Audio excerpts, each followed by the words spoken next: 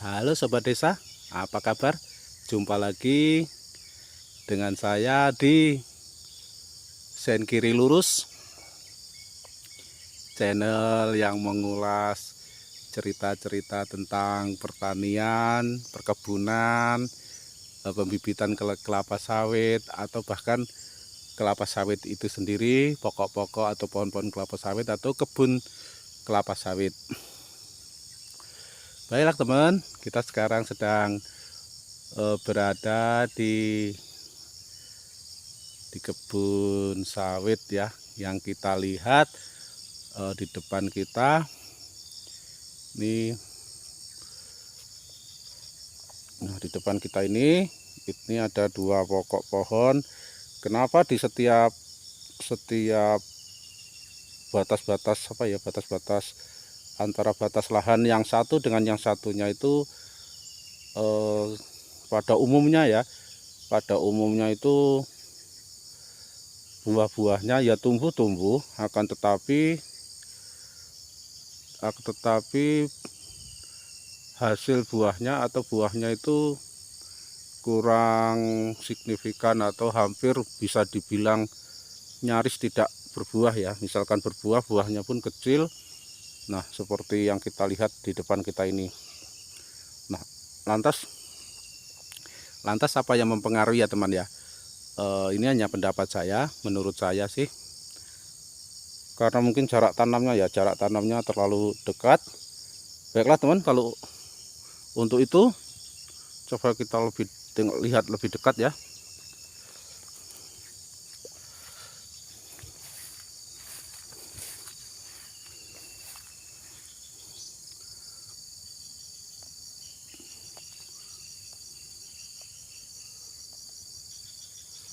Coba kita zoom ya, kita lihat. Nah, oh tidak bisa ternyata.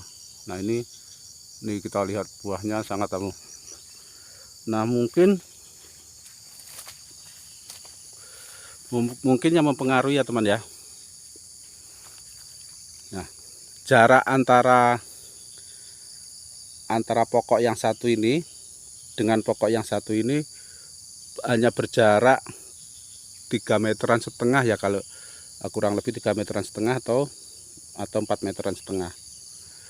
Nah, mungkin inilah yang mempengaruhi kenapa setiap di perbatasan antara kebun yang satu dengan kebun yang satunya itu biasanya buahnya tidak maksimal ya. Tuh. Nah, yang sebelah sini, yang sebelah kiri tadi seperti yang kita lihat bersama-sama, itu tidak ada buahnya sama sekali tuh. Nah, sementara yang satunya juga sama, itu juga tidak ada buahnya ya teman ya. Nah, kalau menurut saya ini faktor jarak lah ya, faktor jarak, kemungkinan faktor jarak, karena hampir setiap di perbatasan itu jarak satu dengan yang satunya itu sangat rapat ya, sangat rapat. Sementara untuk seperti yang kita ketahui bersama, kalau jarak ukur yang mungkin yang efisien ya, efisien itu jaraknya mungkin sekitar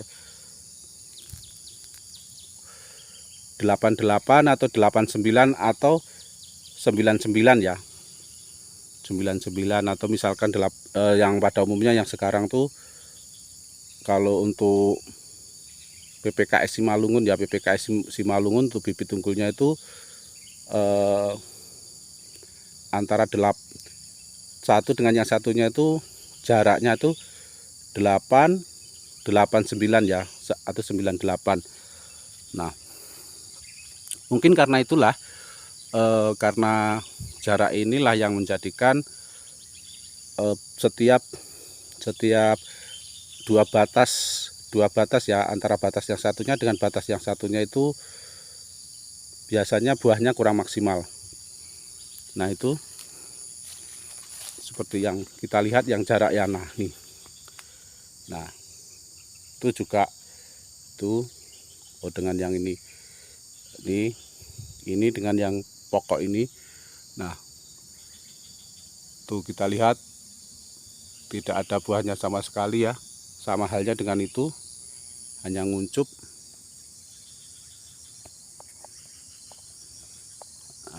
Nah, itu tidak ada buahnya tuh, hanya bunga saja ya, bunga tapi tidak berbuah, tidak berbuah ya teman tuh. Nah, cara tuh. Itu juga demikian. Nah, itulah teman. Coba kita lihat pas di kebetulan di pokok bawah itu. Nah, seperti itu adalah sungai, itu pembatas dengan untunglah jarak yang sini dengan yang batas sananya itu dibatasi dengan sungai.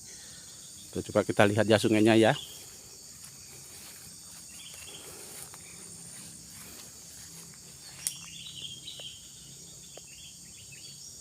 Nah, lihat teman-teman sungainya. Tapi sungainya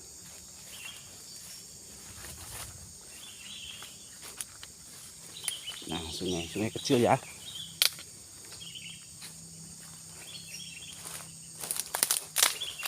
Nah, sungai kecil. Wah, ini tuh kayaknya lubuk, itu lubuk. Nah, tuh, dan bekasnya banjir ya, bekasnya banjir ini sempat melimpah. Kalau sempat melimpah ini melimpah ke sana. Jadi kalau di tepi-tepi sungai ini kayaknya pelepahnya banyak yang berserak ya, kayaknya seperti apa ya, kurang maksimal lah ya, kurang maksimal atau kurang apalah bahasanya, seperti sia-sia kalau kita tumpuk pelepahnya ini di jalur mati, karena dia ketika sungainya ini meluap dan airnya naik dan banjir, tentulah pelepah ini akan dibawa ke sana dan biasanya nyangkut di pokok-pokok sawit seperti ini ya, di batangnya, di pokoknya. Nah, ini berserak. Nah, inilah sungainya teman. Tuh lubuk ini mungkin kayaknya cocok ya kalau untuk spot mancing. Nah, sementara ini pohon keras ya, pohon keras. Baiklah teman, kita balik lagi ke tanaman pokok-pokok sawit yang berdekatan dengan tanaman tetangga ya, atau bersebelahan, berbatasan dengan lahan sebelah atau lahan punya tetangga. Nah, seperti dilihat. Nah, seperti ini. Mungkin walaupun tidak semuanya demikian lah, cuma hanya saja sebagian besar ya, sebagian besar tuh memanglah antara salah satu tuh atau kedua-duanya memang seperti yang kita lihat, yang pokok yang tadi ya, pokok yang sebelah tadi, bahwasanya kalau di perbatasan itu karena kerapatan ya, kerapatannya sangat rapat, jadi hasil tumbuhnya pohonnya atau buahnya jadi kurang, hampir nyaris tidak ada ya, seperti yang kita lihat ini. Nah, ini di sini mungkin karena jarak dekatnya ya, karena terpengaruh jarak dekat, akhirnya sampai batangnya sebesar ini sih ya, pokoknya sebesar ini ya, gede banget nih ya, gede banget kan, tapi tidak tidak berbuah. Nah, akhirnya diganti lagi, ditanamin ulang. Nah, ini mungkin satu yang kurang disadari karena jarak tanamnya tadi yang terlalu dekat ya, dekat dengan yang lahan tetangga. Jadi ini dicoba diganti, siapa tahu tanaman yang baru ini bisa berbuah, harapannya seperti itu ya, harapannya seperti itu. Nah, itu sampai sana itu diganti semua tuh yang pas, yang berbatasan, padahal kalau menurut saya bukan karena bibitnya atau apanya ya, karena jarak tanamnya yang terlalu rapat. Demikianlah teman, Terima kasih sudah menonton. Sampai jumpa di video selanjutnya. Salam dari Desa Nusantara. See you.